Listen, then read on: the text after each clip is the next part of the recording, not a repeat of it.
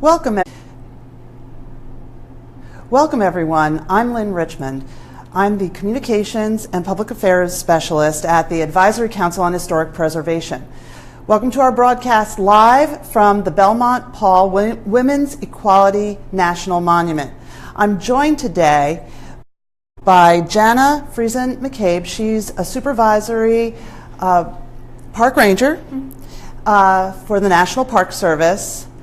And we are here with Kelsey Millay from the National Women's Party. We're in this lovely historic home to celebrate National Historic Preservation Month. So, Jenna, can you tell us a little bit about this beautiful historic home? Yeah, this is one of the oldest homes, if not the oldest building on Capitol Hill. It was built by a man named Robert Sewell. The original house was built around 1800. It was burned during the sacking of Washington, and the structure we have today was rebuilt by 1820. It was almost torn down in the 1970s to make way for the Hart Senate office building, but it is thanks to its association with the National Women's Party and Alice Paul that it was preserved and listed on the National Register of Historic Places.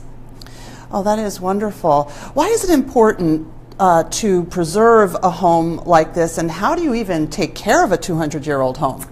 Well, it's important because this is the real deal. This is the house where Alice Paul lived, where Alice Paul worked, where many of the major battles to gain women equality were fought. The ERA was lobbied for. It also became a community for women as they were breaking into government on Capitol Hill, and they provided a support network. So it has a strong association. And in fact, if you come here and you stand in our center hallway, it looks very much like it did when Alice Paul was alive and lived here.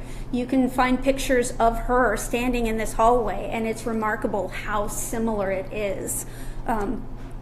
It takes, in terms of taking care of it, this site became part of the National Park System in April 2016.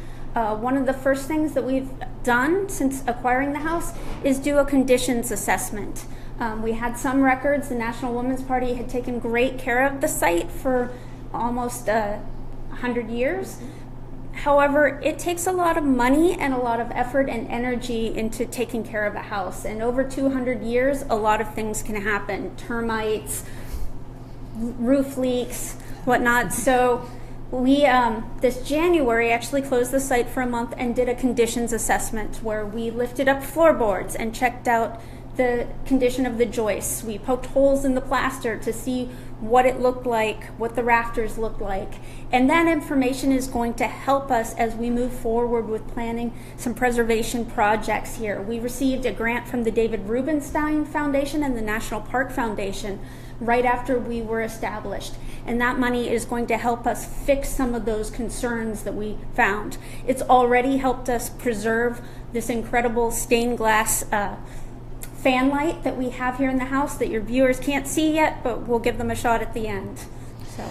Well, if you're just joining us, again, we're broadcasting live from the Belmont-Paul Women's Equality National Monument.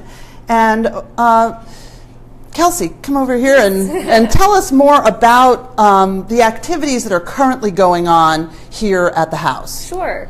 So when you come to the Belmont-Paul Women's Equality National Monument, you will see on display objects from the collection of the National Women's Party. So as Jana said, we've been headquarters at this house for almost 100 years, I think probably a little over 90 years at this point. So we moved in 1929. This became our fifth and final headquarters.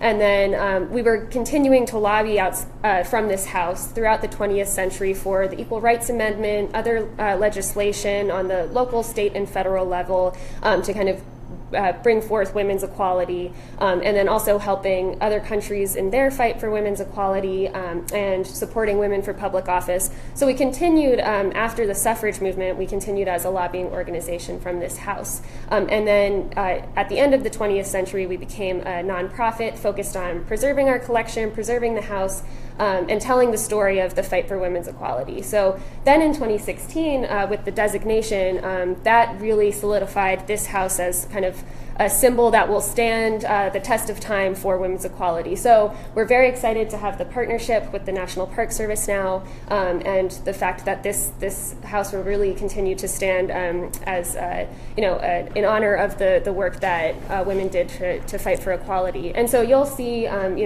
busts and portraits of women who fought for women's right to vote and continued to fight for women's equality throughout the 20th century. You'll see the National Women's Party's famous picket banners that they held outside the White House gates when fighting for the 19th Amendment. Mm-hmm. You'll see historical photographs and scrapbooks full of newspaper clippings about the movement. So there's a lot of wonderful artifacts here kind of capturing that story. And we also have a lot of programs outside of this house. We partner on a lot of things.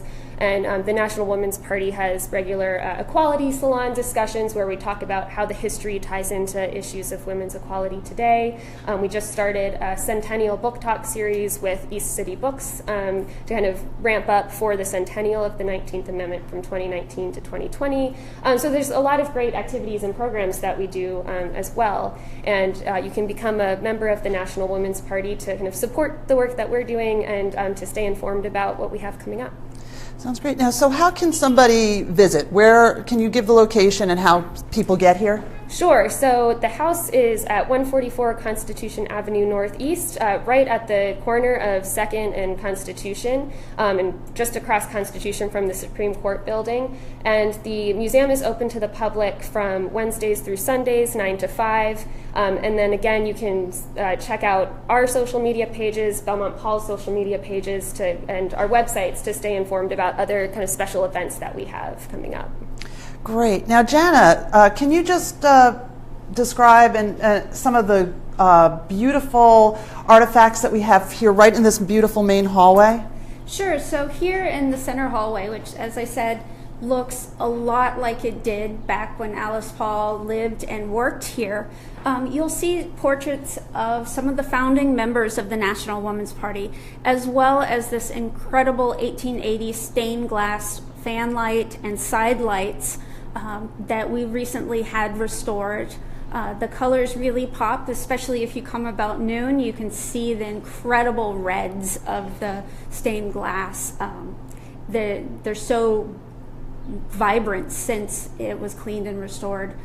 You can also see in the hallway here, we have some of the busts, the original busts that were done by one of the National Women's Party members, Adelaide Johnson. Now, Adelaide Johnson carved the busts of Susan B. Anthony and Elizabeth Cady Stanton to really honor them as the founding mothers of the suffrage movement. She also used these as the studies for the creation of the Portrait Monument, which is located in the Capitol building. The National Women's Party gifted that to the Capitol after the passage of the 19th Amendment.